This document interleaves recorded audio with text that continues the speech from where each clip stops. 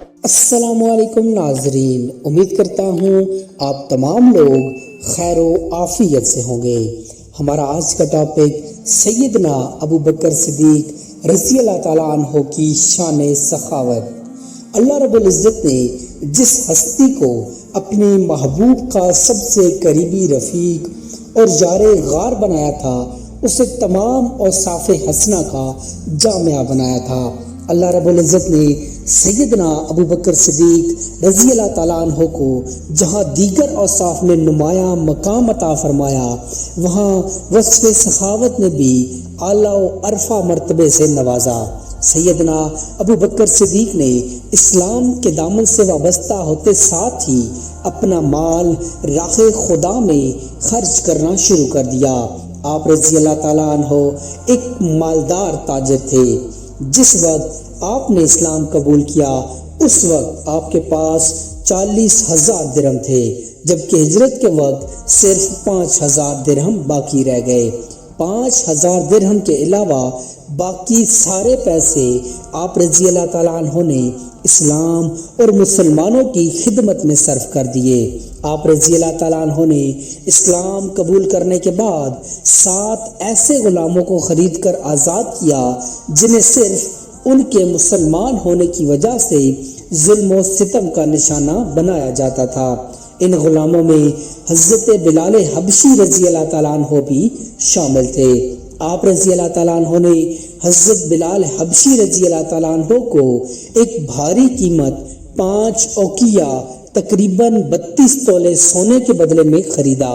جب آپ نے حضرت بلال حبشی رضی اللہ تعالیٰ عنہ کو اتنی بھاری رقم کے بدلے خرید کر آزاد کیا تو کفار آپ کی اس سخاوت پر یہ اعتراض کرنے لگے کہ شاید آپ رضی اللہ تعالیٰ عنہ پر حضرت بلال حبشی کا پہلے کوئی احسان ہے جس کا بدلہ آپ رضی اللہ تعالیٰ عنہ نے انہیں آزاد کر کے چکایا ہے۔ جب کفار نے یہ اعتراض کیا تو اللہ تعالیٰ نے آپ کے اخلاص کی گواہی میں قرآن کی آیات نازل فرمائی۔ اللہ تعالیٰ ارشاد فرماتا ہے، اور جو سب سے بڑا متقی ہے وہ اس جہنم سے دور رکھا جائے گا جو اپنا مال دیتا ہے تاکہ پاک ہو، اس پر کسی کا کوئی احسان نہیں ہے جس کا بدلہ اتارتا ہو، بلکہ وہ تو اپنے بلند رب کی رضا کی حصول کے لیے دیتا ہے اور عنقریب وہ راضی ہو جائے گا۔ ان آیات سے واضح ہے کہ سیدنا صدیق اکبر رضی اللہ تعالیٰ عنہ کا رب کی راہ میں مال خرچ کرنا اور جود و سخا کا مظاہرہ کرنا رب کو کتنا پسند ہے۔ آپ کی لحلیت اور خلوص پر اعتراض کفار نے کیا اور آپ کی طرف سے جواب خود رب کریم نے دیا اور واضح فرما دیا کہ آپ رضی اللہ تعالیٰ عنہ پر کسی کا کوئی احسان نہیں جس کا آپ رضی اللہ تعالیٰ عنہ نے بدلہ اتارا ہو، بلکہ یہ ساری سخاوت تو آپ رضی اللہ تعالیٰ عنہ حصول رضائے الہی کے لیے کرتے ہیں۔ اس ہستی کی عظمت و مقام کا اندازہ کون لگا سکتا ہے کہ خالق کائنات جس کے اخلاص کی گواہی بھی دے اور اس کی طرف سے کفار کو جواب بھی دے۔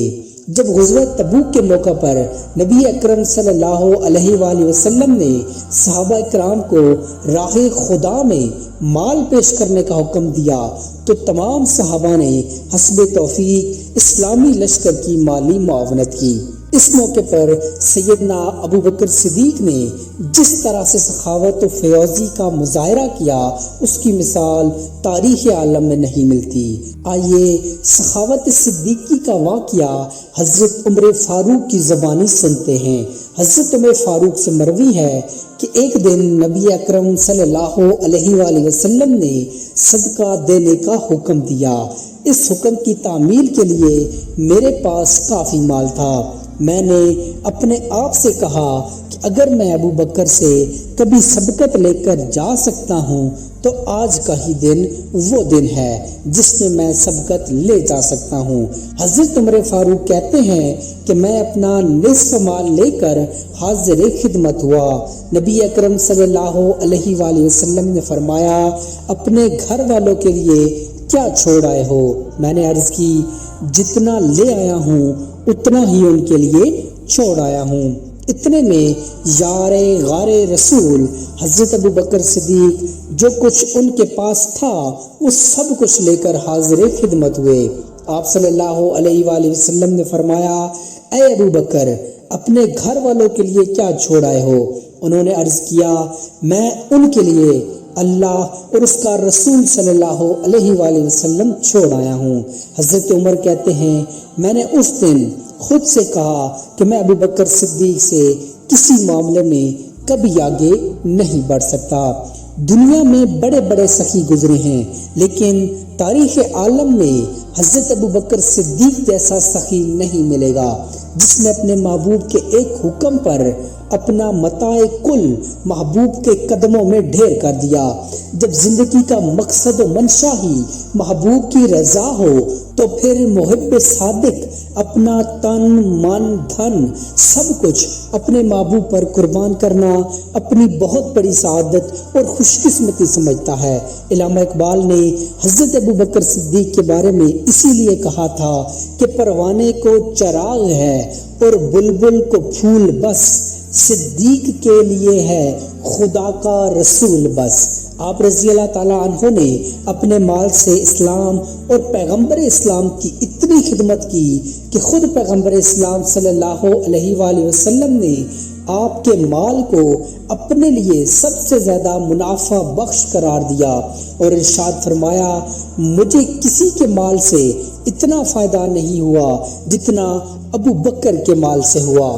اس حدیث میں نبی اکرم صلی اللہ علیہ وآلہ وسلم نے صدیق اکبر کے مال کو اپنے لیے سب سے زیادہ منافعت بخش قرار دے کر صدیق اکبر کی بے مثال سخاوت اور فیاضی پر مہر استناد لگا دی۔ ایک موقع پر نبی اکرم صلی اللہ علیہ وآلہ وسلم نے ارشاد فرمایا، تمام لوگوں میں سب سے زیادہ مجھ پر ابو بکر رضی اللہ تعالیٰ عنہ کا احسان ہے، مال کا بھی اور رفاقت کا بھی۔ بھلا اس سے بڑا سخی کون ہو سکتا ہے جس کا نبی اکرم صلی اللہ علیہ وآلہ وسلم پر سب سے زیادہ مالی احسان ہے۔ حضرت ابو بکر صدیق کے لیے یہ بھی بہت بڑا اعزاز ہے کہ ان کے مال میں رسول اللہ صلی اللہ علیہ وآلہ وسلم اپنے مال کی طرح تصرف فرمایا کرتے تھے۔ الریاض النصرہ کی روایت ہے کہ حضور صلی اللہ علیہ وآلہ وسلم حضرت ابو بکر رضی اللہ تعالیٰ عنہ کے مال میں اسی طرح تصرف فرماتے تھے جس طرح اپنے ذاتی مال میں فرماتے تھے۔ سیدنا ابو بکر صدیق کی سخاوت اور مالی قربانیاں رب کریم کی بارگاہ میں کتنی مقبول اور پسندیدہ ہیں، اس کا اندازہ اس امر سے لگایا جا سکتا ہے کہ رب کریم خود آپ رضی اللہ تعالیٰ عنہ کے نام سلام بھیجتا ہے اور استفسار فرماتا ہے کہ آپ رضی اللہ تعالیٰ عنہ رب سے راضی ہیں یا نہیں۔ حضرت عبداللہ بن عمر سے مروی ہے کہ ایک دن حضور صلی اللہ علیہ وآلہ وسلم کی بارگاہ میں ابو بکر صدیق رضی اللہ تعالیٰ عنہ ٹاٹ کا لباس پہنے ہوئے بیٹھے تھے۔ اتنے میں جبرائیل امین نازل ہوئے اور کہنے لگے، اے اللہ کے رسول، ابو بکر نے ایسا لباس کیوں پہنا ہوا ہے؟ نبی اکرم صلی اللہ علیہ وآلہ وسلم نے فرمایا، اے جبرائیل، اس نے اپنا سارا مال مجھ پر خرچ کر ڈالا ہے۔ جبرائیل علیہ السلام نے کہا، اللہ رب العزت آپ صلی اللہ علیہ وآلہ وسلم پر سلام بھیجتا ہے اور ارشاد فرماتا ہے کہ ابو بکر سے کہیں کہ کیا تم اپنے اس فقر میں مجھ سے راضی ہو یا ناراض؟ اس پر نبی اکرم صلی اللہ علیہ وآلہ وسلم نے حضرت ابو بکر رضی اللہ تعالیٰ عنہ سے فرمایا، اے ابو بکر، اللہ رب العزت تم پر سلام بھیجتا ہے اور تم سے پوچھتا ہے کہ کیا تم اپنے اس فقر میں مجھ سے راضی ہو یا ناراض؟ حضرت ابو بکر رضی اللہ تعالیٰ عنہ یہ سن کر عرض گزار ہوئے، بھلا میں اپنے رب کریم سے کیسے ناراض ہو سکتا ہوں؟ میں تو اپنے رب سے ہر حال میں راضی ہوں، میں اپنے رب سے راضی ہوں، میں اپنے رب سے راضی ہوں۔